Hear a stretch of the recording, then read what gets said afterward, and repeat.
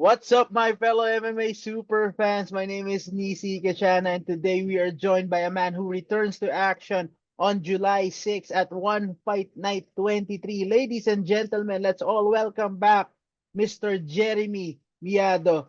Jaguar, salamat Hello at po. pinaunlakan mo ang aming imbitasyon to be here on our program. Magandang hapon po, sir. Maraming salamat at naging part po ako ng program niyo po. At sa lahat Yan. ng Yan, tuwan-tuwa kami. At ito nga si Jeremy Miado, nabanggit ko nga kanina, he's returning to action on July 6 at One Fight Night 23 against number 4 ranked strawweight MMA contender Hiroba Minowa. Jaguar, hindi biro tong mga kalaban mo on July 6. Pero ang tanong ko, bakit mo tinanggap yung offer na to knowing na yung past 3 fights mo ay hindi umayon sa'yo at again, you're taking a risk.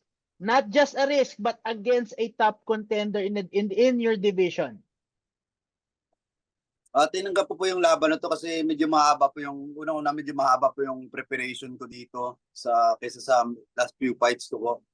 And then malaking opportunity sa akin to kasi nasa rank number 4 yung kalaban ko. So pag natalo ko siya, so pwedeng bumalik ako ulit sa top 5. Jeremy, ano yung nagpapamotivate sa'yo kahit sabihin natin na galing ka sa 3 sunod na talo?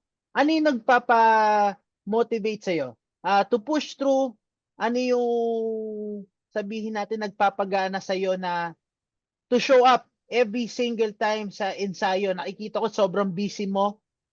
Lagi mo tong pinopost sa social media mo. Hindi lang nakikita ka sa T-Rex MMA pero nag-gym hopping ka pa eh.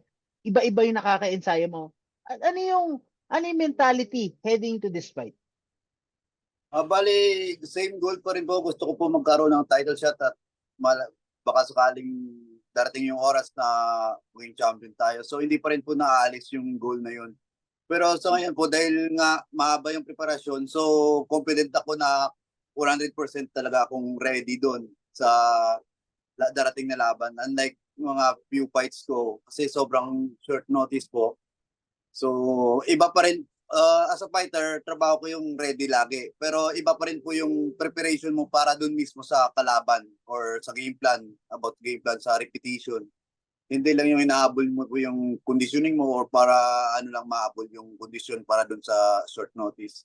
So iba talaga yung nagagawa ng game plan, and then yun sa about depende sa style ng kalaban.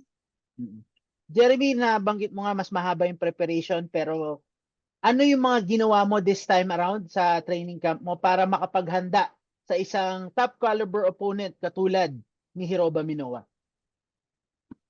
Bale, once ko lang po pinanood yung laban niya, nakasubaybay naman ako sa mga laban niya. So, alam ko naman po kung paano siya, yung style niya, nag-improve niya yung striking niya, yun nakita natin sa last fight niya, na okay yung boxing niya, and then striking niya. So, pero alam ko, game plan niya is ground talaga. So, ngayon, more on jiu-jitsu ako, tapos and then drills po sa wrestling. Repetition na. Kasi yun po yung last few fights ko, medyo yun yung kulang. Yung repetition. Kailangan ulit-ulitin po talaga. Jeremy, the past few fights, if I'm not mistaken, meron kang support coming from your teams na galing abroad. Pero ngayon, parang the entire camp ginawa mo dito. How confident are you na nakukuha mo yung pangangailangan mo bilang isang fighter in order for you to at least be at par dun sa caliber na meron si Hiroba Minowa? Bali, same thing naman po. Kasi halos karamihan ng Tiktik Wrestling nasa akin na rin po eh. So, kailangan ko lang po talaga repetition kasi nare-recall siya pag na-review ko magiging muscle memory. So, para yung reaction ko mabilis. So, and then, yun, tinitingnan ko po kasi kung anong possible lang na mangyari na submission attempt niya. So, yun lang po yung nuulit-ulit ko, escape doon. So, mga escapes sa mga possible niyang submission attempts kung may bad position mapuntahan. Jeremy, itong pinagdaanan ni Hiroba Minowa in his last 3 fights, hindi biro Jared Brooks, Bokang Masunayne at Gustavo Ballard, karamihan it's either former champion or sabihin natin na rank contender in the strawweight MMA division. Ikaw ba nag-expect dahil tatlong sunod na talo din ang dinanas nito? Ikaw ba nag-expect na he's coming very hungry in this fight? Opo, alam ko po yun. Expected ko na po yun na syempre gusto niya bumawi. Yung katulad ko, galing din ako sa 3 talo. So, kailangan kong patunayan sarili ko na karapat-dapat ako sa contender. So, ganun din po siya, sigurado. Kaya expected ko na po yun. Jeremy, ito nga si Hiroba Minowa, he turned heads in his first 2 fights dahil ang una niyang tinalo, Lito Adiwang, sunod na tinalo niya, former division champion Alex Silva. Kayo ba ni Lito nakapag-usap na regarding this, kung ano yung mga insights niya pagdating dito kay Hiroba Minowa at maaaring na-share niya sa'yo?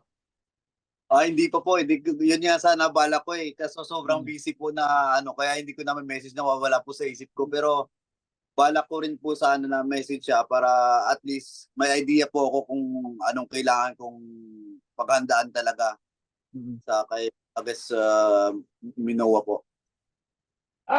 Jeremy, alam ko naman na your back is against the wall heading to this fight. Pero ano yung mga specifics na tingin mong magsha-shine kung ideally or sabihin natin pagdating sa laban umayon sa'yo yung takbo ng laban on July 6? Ngayon po, hindi na po ako mag-iilang bumato ng strike kasi last few fights po, may lang ako mag-strikes kasi iniisip ko masyado yung magsushoot yung kalaban. So, kumbaga, hindi na ako magtitipid ng strike. Strike, bato ko lang yung gusto kong bato kung anong combination yung nasa game plan. And then, dahil nga po dun sa drills, kailangan ko ulit-ulitin para mag-shoot man siya, ready po ako sa maka-react ako agad. So it's safe to say na ang gusto mo maibalik dito is yung kumpiyansa mo na nakita natin sa mga laban mo against Daniel Williams at pati sa mga laban mo against yung Chinese na nakalaban mo last time na tinalo mo via flying knee. Yes po. Ganun po. Para kumbaga best defense natin doon, offense natin. So yun yung inaano ko ngayon, pinupokusan po. Ngayon, Jeremy, do you think pag nanalo ka dito, it would help your case? Kasi huli kang nakapasok sa strawweight rankings nung tinalo mo si Lito Adiwang. Briefly lang ang paghawak mo at the number 5 spot. Ngayon, we're talking about the number 4 guy in the division. Do you think it would earn you a ticket to enter the top 5? Siguro kahit talo po ako last few fights ko, siguro deserve ko naman po na pumunta po doon sa top 4 or mapalitan siya or makapasok ako sa ranking kasi before ako natalo, so puro naka sa 4 win streak naman po ako, lahat po finish yun. So siguro deserve ko naman na makapunta talaga sa top 5 po. Jeremy, how do you see this fight play out on July 6? Paano mo siya na-visualize? Paano mo nakikita tumatakbo kung lahat ay aayon sa'yo at One Fight Night 23? Nakikita ko po dito is mag-ano siya, magpe-pressure po talaga siya para madikit ako sa wall siguro or sa ring. Kasi sa ring laban. So, pe-pressure siya pero hindi po ako papayag doon. Gagamitan ng footwork and then pe-pressure ko rin po siya para hindi ako basta-basta madikit sa yung likod ko sa ring kasi doon po siya magkakaroon ng chance para mag-shoot po. So, it's more of apart from showing yung mga natutunan mo, gusto mo rin i-remind yung tao kung bakit ka tinawag na Jaguar or sa madaling salita, kinakatakutan inside the circle sa One Championship. Opo. So, yun nga po yung ano ko, gusto ko pa ramdam sa kanya yung strike ko po na maramdaman niya na iba ako sa mag-strike kaysa sa ibang nakalaban mo. Kumbaga, pag naramdaman niyo yun, may ilang po siya pumasok basta-basta. Bibigay ko po yung kung ano yung meron ako. Jeremy, mapag-usapan din natin, it's going to be a monumental card dahil in the main event ay lalaban niya rin to si Jackie Buntan. Hindi pa tayo nagkakaroon ng world champion na babae, na Pilipina Unfortunately, hindi nga natuloy yung laban ni Denise. What does it mean na magkaroon tayo ng isang sabi natin kababayan na maging isa pang world champion in one championship tapos historically Pilipina pa? Gaano ka-importante ito sa combat sports scene ng bansa natin? Sobrang importante po niyan kasi parang unang-una po maangat naman lalo yung MMA sa Pilipinas. And then mas maraming babae din na Pilipina or sa buong mundo na kahit Pinoy or Pilipino sa iba't ibang part ng mundo is magkakaroon ng interest kasi syempre may first Filipina world champion, so parang may tao, so magche-check sila or ano, and then malaking advantage po yun pag may Filipina or yun, Filipina champion kasi may Filipino champion na tayo ngayon, si Joshua. So baka magkaroon ng chance na dito ulit MOA. Yun yung pinakamaganda kasi kahit saan po ako magpunta, madaming nagtatanong po kung kailan po ulit magpapalaro yung one dito sa dami po talaga Jeremy, since nabanggit naman natin din si Denise Zamboanga, kamusta si Denise? Alam ko may laban siya. Hindi ko alam kung pag lumabas tong interview na to tapos na yung laban niya. Pero kamusta? Kamusta yung mentality ni Denise? Lalo ngayon na nag-iintay siya ng world title shot. At kamusta siya nung mabalitaan niya yung unfortunate news na si Stamp Fairtex ay injured at pagpapaliban muna ang kanilang pagtutunggali for the one for the one women's atomweight MMA world title. Bali yung mentality niya naman po is parang ganun pa rin po. And then nakiba lang yung nag-adjust lang po sila ng konting sa game plan kasi nga nakiba yung kalaban. Pero syempre na-disappoint po siya nung nabalitaan niya po kasi ilang buwan po siya naganda dun sa laban. Pero nung nalaman na may ano naman, may replacement naman. So okay naman po. Medyo nakakalungkot pero at least natuwa rin sila kasi may laban pa rin. And then willing naman siya mag-antay talaga kung kailan nabigyan ng chance na magkaroon ulit ng laban sa title ko. So far sa nakita mo sa training camp ni Denise, how confident are you na she could stand toe to toe with Stamp Fairtex and possibly win the world title and make history for the country? Ang advantage po ni Denise dun is boxing niya po and then wrestling. Yun po yung number one advantage niya kay Stamp. So mas mabilis at mas makamay po si Denise kaysa kay Stamp po.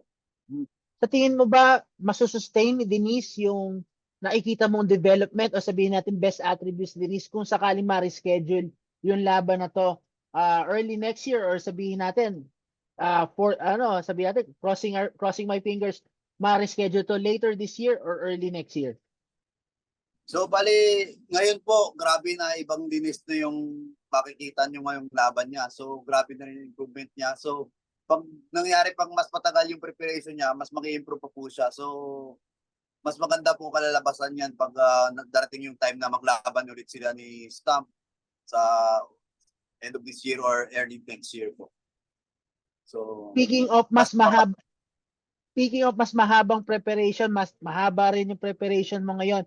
Matanong lang kita, ano yung prediction mo for this fight, for your return fight on July 6? Alam niyo naman ako, sir, lagi ako naghahanap ng finish po kung magkaroon ng chance talaga. And yun, yung predict ko lang talaga lagi. Gusto ko talaga ma-finish sa under 2 rounds talaga lagi yung sa isip ko po.